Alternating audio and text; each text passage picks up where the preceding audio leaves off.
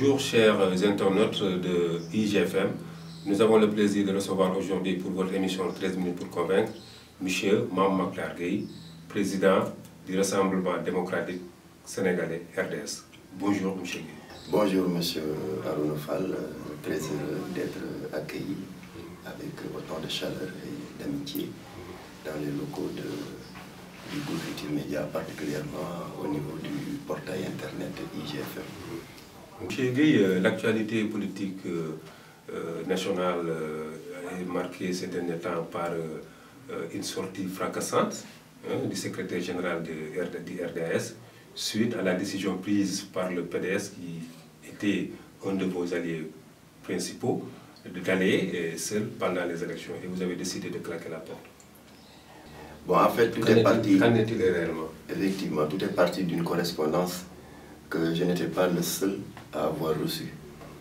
Donc il y a eu une large ampliation de cette correspondance qui a été reçue aussi bien par le coordinateur du PDS, Omar Sarr,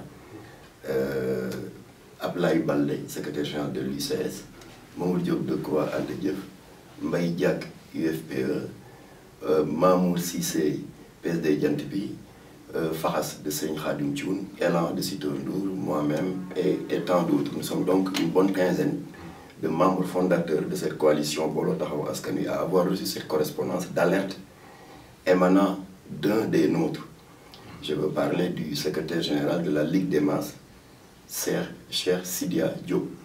Alors dans cette correspondance, il a attiré notre attention sur le fait que lors d'une sortie publique du président du groupe parlementaire libéral et en même temps le président de la commission électorale du PDS, Mamadou Diagne Fada, à travers une émission dans une chaîne de télévision privée, Opinion de Walf pour ne pas la nommer. Lors de cette intervention, il avait dit de manière très claire, suite à une interpellation du journaliste, que le PDS comptait aller à ces élections locales seul. Alors, naturellement, lorsque nous avons reçu cette correspondance, le RDS, en tant que parti souverain et responsable, après avoir procédé aux vérifications et au recoupement d'usage, s'est donc fait le devoir d'en tirer les enseignements politiques idoines. Parce qu'en fait, nous voudrions d'abord préciser que, loin du RDS, l'idée de vouloir dénier au PDS le droit d'aller à ces élections selon la formule qu'il estime être la plus adaptée pour l'atteinte de ses objectifs politiques. C'est le droit le plus absolu. Mais l'élégance politique et républicaine aurait voulu qu'il en informe d'abord les alliés dans notre cadre de concertation plutôt que de les mettre devant le fait accompli par médias interposés. Donc voilà ce qui a, disons, chiffonné un peu notre parti, au point de devoir montrer au PDS qu'ils ne sont pas indispensables. Parce qu'en fait, un parti politique ou une coalition de partis, ce n'est rien d'autre qu'une association privée. C'est librement cognante et c'est librement compensé. Est-ce que vous n'êtes pas allé trop vite en besogne? Parce que simplement, il a déclaré sur les zones de Walfadjri que, bon, est-ce que là, quelque part, ce n'était pas une position personnelle qu'il a eu à mettre sur le plateau de Walf? Et que vous deviez attendre jusqu'à ce que le parti vous saisisse officiellement et vous dise qu'eux, ils préfèrent maintenant aller seuls aux élections. Mais il ne faut pas oublier que ce responsable du PDS n'est pas n'importe qui. C'est le président du groupe parlementaire, c'est le président de la commission électorale. Donc une voix ne peut pas être plus autorisée pour indiquer à l'opinion quelle attitude ce parti va adopter à l'occasion de ces élections. Alors, donc on ne pouvait pas être plus édifié que par ce responsable-là. Alors, d'autant plus que le PDS, pour appeler un chat, est un habitué des faits.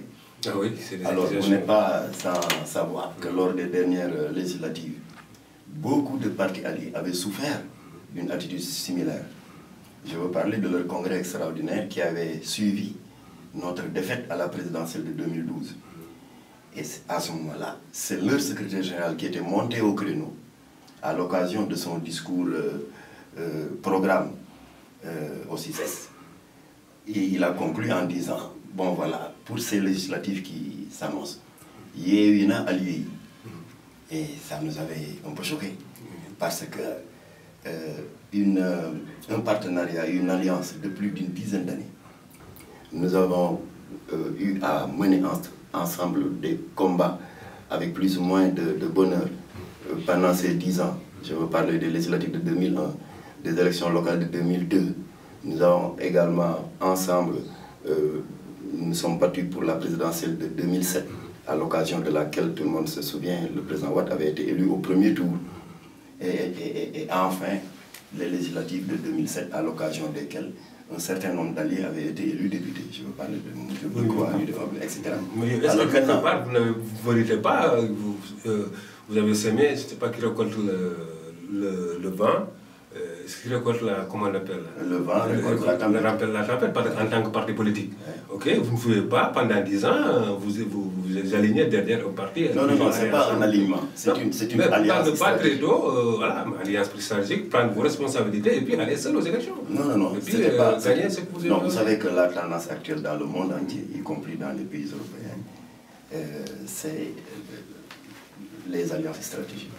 Parce que l'électorat est tellement émietté, surtout dans les démocraties majeures comme la nôtre, si bien qu'aucun parti politique ne peut, au moment où nous parlons, se frapper la poitrine et prétendre pouvoir conquérir le suffrage des populations seul, à commencer par le président Macky Sall. Macky Sall n'a pas été élu par la paix. Abdoulaye Wade aussi n'a jamais été élu par le PDS seul. Au premier tour de la présidentielle de 2000, il était avec la CA 2000, les Dansoko, PIT, LDMPT, etc. Entre les deux tours, c'était le FAL 2000, avec les Moussa Fagnas, le défunt Cheikh Abdoulaye, etc. Et donc cette tendance-là s'est poursuivie jusqu'à nos jours.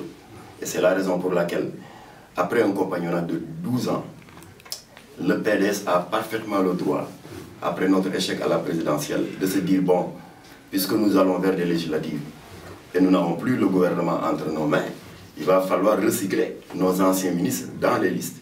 Par conséquent, les places qu'on y accordait aux alliés ne peuvent plus être disponibles. Quelque part, le PDS pense que des alliés comme vous, peut-être c'est des, comment on les appelle, les partis télécentres, qui ne rapportent absolument rien. Donc il faut les mettre à l'écart. Alors donc nous avions...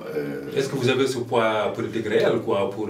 Absolument, parce que moi je n'ai pas été élu secrétaire général du RDS sur la base d'un communiqué de bureau politique. C'était un congrès qui s'était tenu dans la grande salle du CICES. Tous les partis alliés avaient envoyé leurs représentants. Je leur avais dit de n'envoyer aucun militant, parce que nous voulons faire la démonstration qu'il s'agit d'une mobilisation made in RDS. La salle était tellement pleine qu'on a été obligé à l'extérieur de la salle 1200 mettre des bâches, faire une extension de la sonorisation pour ceux qui ne pouvaient pas accéder à la salle. Bref, ça c'est un détail. Alors bref, nous avons donc eu l'opportunité, avec le PDS, à l'occasion de ces locales-là, d'être déstabilisés avec la déclaration de président allié Yewwi Nalen. Encore que, parce qu'un allié nawle, alors donc il faut le respecter. Alors bref, nous avons un grand problème, c'est-à-dire qu'avec la proximité de la date limite de dépôt des candidatures, beaucoup de partis alliés, comme nous, qui voulions aller à ces élections, nous étions fort clos. Alors, maintenant, l'histoire se répétant, alors, qu'est-ce qu'on veut? Vous voulez qu'on reste là, les bras croisés, en attendant que le PDS nous mette devant le fait accompli, comme c'était le cas lors des législatives? Ce n'est pas possible. Donc, la seule solution qui s'offrait à nous, en tant que parti souverain, c'était de prendre les devants. En quoi faisant? Eh bien, en sortant tranquillement, sans violence, de la coalition, et je pense que c'est notre droit le plus absolu. Aujourd'hui, que comptez-vous faire après avoir... Alors, ce que nous comptons faire, c'est que nous avons toujours cru de manière très forte que les élections locales, ce n'est pas l'affaire des partis politiques. Il n'appartient pas aux états-majors politiques d'imposer aux responsables à la base une quelconque configuration des listes d'investiture. Parce que, comme son nom l'indique, les élections locales, c'est l'affaire des populations à la base. Ce sont les populations à la base qui se choisissent elles-mêmes les personnes en qui elles ont confiance et qui auront la charge de gérer leurs préoccupations au quotidien et dans la proximité. Et par conséquent, nous sommes convaincus que les réalités d'une localité ne peuvent pas être les mêmes que les réalités d'une autre localité, fussent-elles des localités voisines. Alors c'est la raison pour laquelle, pour ces élections-là, nous avons libéré tous nos responsables en leur disant, jugez vous-même, à partir de vos localités, quelles sont les alliances susceptibles d'être nouées avec telle ou telle formation politique ou avec telle ou telle organisation sociale. Et dans ces localités, pas d'alliance avec le PDS? Non, je dis qu'encore une fois, nous ne sommes pas fermés. Et puis, les locales... Non, il faut être conséquent avec vous-même parce que, bon, en amont, on vous a écarté, vous avez décidé de prendre vos clics et vos claques, mais maintenant, il ne faut pas venir dans les localités vouloir vous allier encore avec le PDS. Encore une fois, ce n'est pas la direction du parti qui décide de la configuration des listes. Nous l'avons dit tout à l'heure, c'est une option du RDS. Nous avons dit à nos responsables, nous vous libérons. Et jugez maintenant, au niveau de vos localités, quels sont les responsables de différents partis avec qui vous estimez pouvoir aller dans une liste commune. Qu'il s'agisse de responsables APR, nous vous donnons le feu vert. Qu'il s'agisse de responsables de Réumi, n'hésitez pas. Même si c'est des gens du PDS qui veulent travailler avec vous. Mais nous sortons de la coalition. Nous reprenons notre liberté d'action, de jugement et de mouvement. Donc, une question sur la commission de réforme des institutions, dirigée par Amadou Mokhtar Mbow. Pensez-vous, comme la plupart des partis politiques, que M. Mbow et compagnie ont outrepassé les missions qu'on leur accorde? Non, Mbow et son équipe ne pouvaient pas faire autre chose que ce qu'il a fait. Donc, il a passé au crible les différents articles de la Constitution, de manière à l'adapter à nos réalités actuelles. Parce qu'une charte fondamentale, elle doit évoluer avec son temps. Je prends l'exemple de la limitation d'âge pour se présenter à la présidentielle. C'est pertinent avec ce qu'on a vécu il y a 2 ans. Est-ce que Wade a le droit de se présenter, etc. Je prends également l'exemple du cumul très controversé de la fonction de chef de parti et de président de la République. Il était vraiment temps de trancher sur cette question et tant d'autres propositions pertinentes de cette nature. Donc ce que Mbow et son équipe a fait, c'est simplement des propositions. Maintenant, il appartient. Ce n'est même pas le président de la République qui a le dernier mot, mais c'est le peuple qui a le dernier mot. Soit qu'on opte de légiférer par voie législative, là-bas ce sont les représentants du peuple qui se prononceront, soit que l'on opte pour la voie référendaire, et là également c'est le peuple qui se prononcera directement. Je pense que c'est une très bonne chose. C'est une très bonne chose. Ouais. Très bonne chose. Merci M. Gueye. Vous étiez l'invité de IGFM pour notre émission 13 minutes pour convaincre. Rendez-vous chers internautes la semaine prochaine. Merci.